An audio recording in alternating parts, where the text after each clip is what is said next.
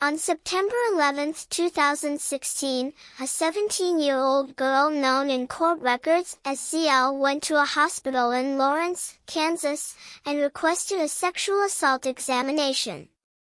She said that the night before, she had met 20-year-old Albert Wilson at the Jayhawk Cafe, a popular bar near the University of Kansas, where Wilson was a student.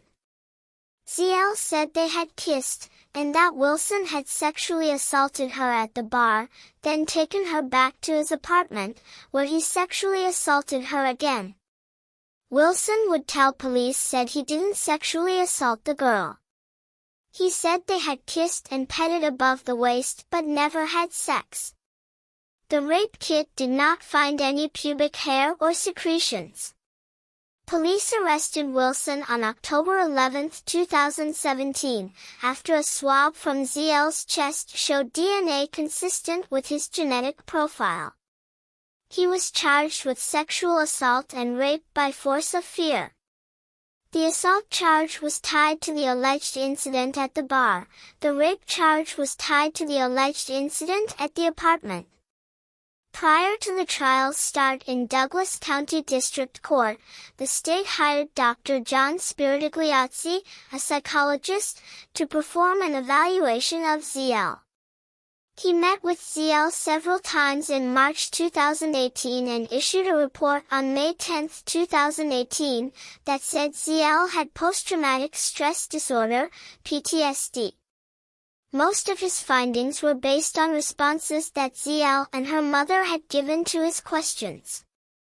He had asked the women for ZL's medical records, but they did not provide him with this information. Wilson, who was from Wichita, Kansas, had no criminal record. He was represented by Forrest Lowry, who was being paid half his customary rate through the state's Board of Indigent Defense Service. Lowry would later say, "My theory was that this was a case of consent and that it was a case of buyer's remorse from a young woman whose family pressured her into pressing charges in this case." At trial, ZL testified about the events of September 10, 2016.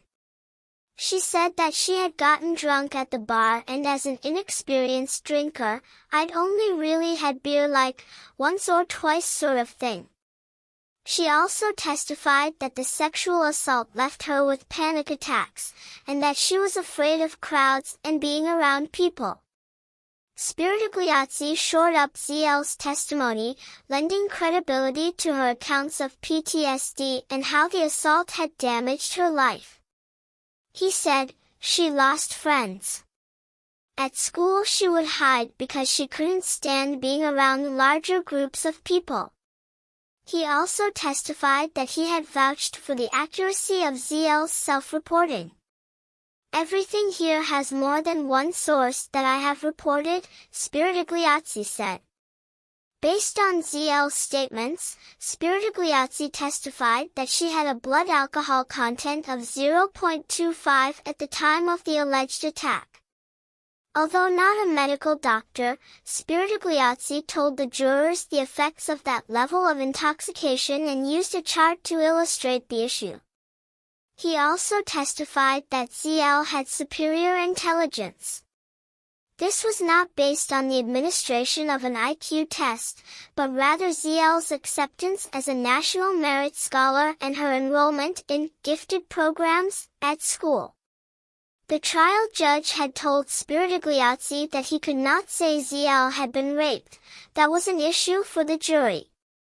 But in his testimony about her disassociation from the alleged attack, Spiritigliazzi said, after the rape, she said that he had removed or pulled down her undergarments, and she was lying with her legs off of the bed.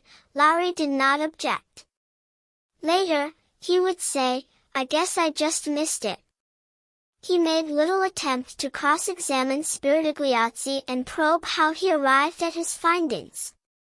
Rachel Hunt, a forensic scientist in the biology section of the Kansas Bureau of Investigation, testified that a swab from ZL's chest found a partial foreign DNA profile was consistent with the known DNA profile of Albert Wilson. She also said there was no evidence of DNA from Wilson anywhere else on ZL's body. Wilson testified in his own defense. He denied sexually assaulting ZL and said they didn't have sex. Blacks are approximately 4% of Douglas County's population, and Wilson was tried before an all-white, mostly female jury.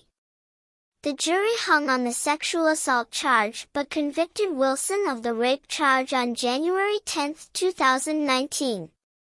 Wilson was later sentenced to 12 years and 3 months in prison. Wilson appealed. His new attorney, Michael Whalen, filed a motion on January 13, 2020, for a hearing on whether Lowry provided ineffective assistance of counsel. First, Whalen said, Lowry had done only a cursory investigation on Wilson's behalf. Lowry hired a private investigator, but he didn't locate any witnesses from the bar. And neither Lowry nor the investigator ever interviewed the 5 other persons who lived with Wilson, which would have revealed character and community evidence that was strongly supportive of Mr. Wilson. Prior to trial, the state had turned over to Lowry 2,000 pages of text messages and photos from ZL's phone. Lowry would later acknowledge he failed to review this evidence, which contradicted ZL's testimony and undermined the testimony of Spiritigliazzi. The text messages indicated that ZL was a frequent drinker, despite her age and testimony, and that she was sexually experienced at the time of the attack. Generally, courts do not allow a victim's sexual history to be used by defendants, but ZL had reported to Spiritigliazzi that she had only had sex one time prior to the alleged attack, and he would later acknowledge the falsehood went to a question of honesty in her self-reporting. In addition, her text messages indicated that she continued to socialize with large groups of people, rather than withdraw from friends because of her trauma. The messages also showed that ZL was taking antidepressants before the incident on September 10, 2016. ZL and her mother had not disclosed this information to Spiritigliazzi. Separately, the state had given Lowry a redacted version of Spiritigliazzi's report. Lowry didn't ask for the unredacted version, which mentions ZL's present use of antidepressants and her previous mental health treatments. The motion argued that having this information would have allowed Lowry to more effectively cross-examine Spiritigliazzi and ZL about whether ZL's alleged PTSD was connected to the incident with Wilson or was related to earlier events in her life. A 2-day hearing was held on November 2 to 3, 2020. It revealed additional problems with Lowry's representation and the credibility of the state's evidence.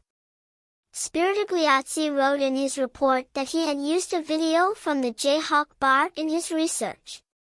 But he hadn't, because the state never gave it to him. Instead, he relied on still photos.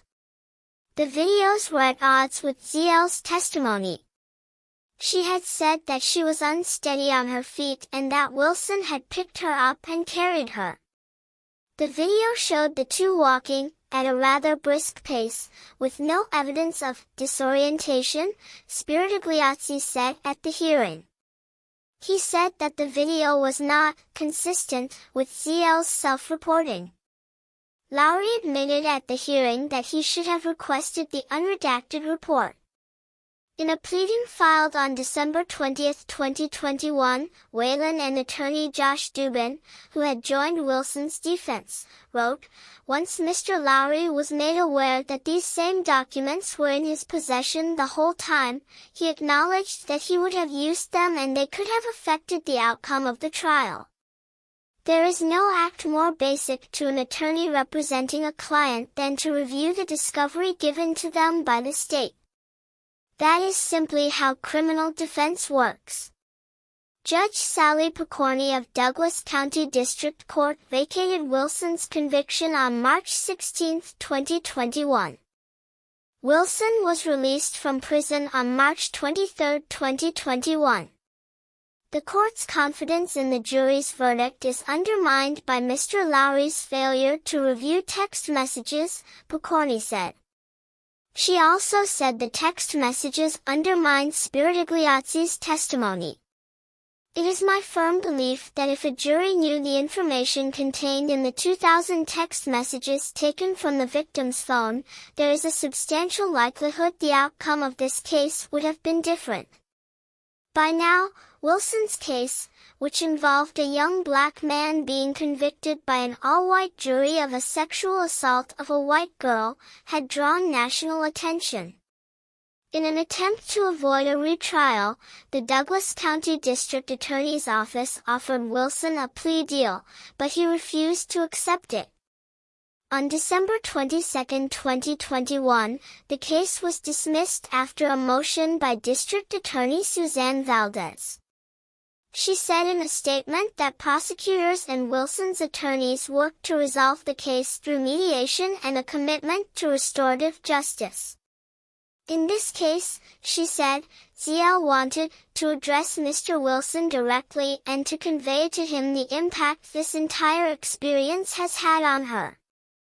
Wilson agreed to the meeting, and the two parties met with retired District Judge Kevin Moriarty serving as the mediator.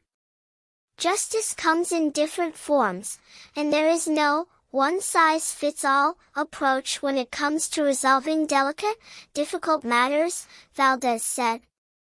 By and large, justice is dictated by the unique intricacies of each individual case and the objectives and expectations of the parties. The unique intricacies of this case led the parties to a resolution by way of restorative justice.